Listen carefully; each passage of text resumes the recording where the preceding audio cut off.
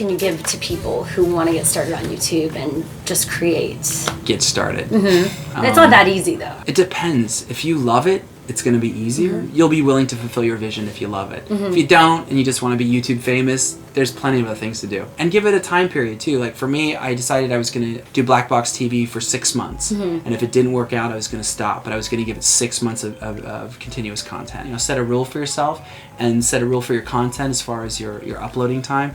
And then also the other thing is don't settle. If you're not happy with it, don't upload it. You upload an episode every 2 weeks. That's correct. What was the decision around that? I thought at the beginning that I was like a superhero and I was going to do an episode every single week, and I saw that the quality dipped. Like I saw the quality dip because you'd be telling sort of half stories because you'd be rushing to get the videos out. Do you know what I mean? Like you're it's hard uploading every week because once you're done one, you're just like, it's on to the next. And it's funny because most of my friends do that.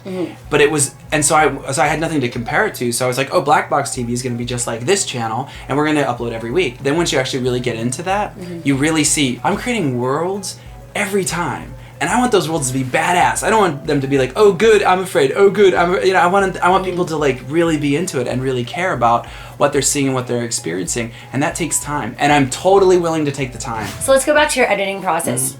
Were you formally trained? How did you learn all this stuff? Actually, my first web series, the first half of the first episode was done in iMovie. And I don't think I would have ever learned Final Cut Pro except for iMovie 9 came out, or 8, and they took away all the things that I liked, so I bought Final Cut Express and then moved into Final Cut Pro. But for me, it was, I think also being a songwriter and musician and working in Pro Tools for so many years, it was like the same system. It's like the same layered system, the same effects, and then being in Photoshop for so long, it's the same color correction effects that are used in Photoshop. So it wasn't like this brand new technology. It was just like all the things I loved kind of just in one place. And that's why I'm still editing stuff, is it's beautiful to create this sort of piece, this story. For me, it's like writing a song. You're just basically writing the song. You got a beginning, middle, and end, and you really want the end to be good. And I think that's, for me, when I get to do that, it's always like, it's like the best possible thing. And also I'm a fan of the Magic Bullet software because it is inexpensive. They have one called Looks that's fairly expensive,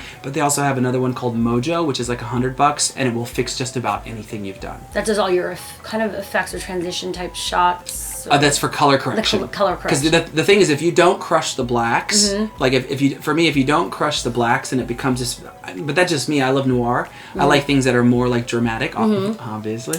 I always need to crush my blacks and push my levels so that you get a lot of like great blacks in it. And the thing is about shooting digital, you're not going to get a lot of that stuff going in camera, so you have to spend time on post. You have a lot of After Effects and special effects. How do you do that? You don't just do that on Final Cut. Oh, actually, it's funny because up until just for the only time we've ever used real effects, like After Effects, has been for the trailer, and then for the latest episode, More Than You Can Chew.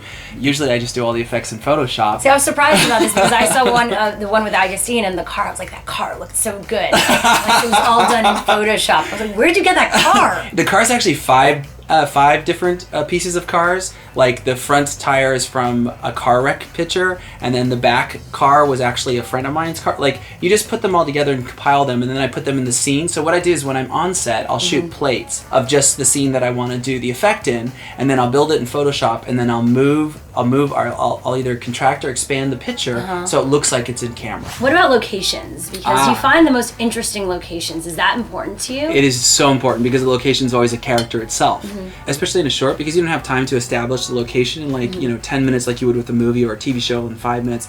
So you need to, when you're there, you need to know exactly what it is. So I think a lot of the locations I use, they tend to be a little over the top with art direction, but it's also because I really want people to go, I'm in a cabin, I'm in a hospital. Like there's not like, oh, that's a nice exterior of moonlight. It's like we're in. Well, how do you find those places? And you don't need to pay for them. I mean, you don't spend a lot of money on them. I spend a lot of money on locations. Wow. Yeah, because it's one of the most important things.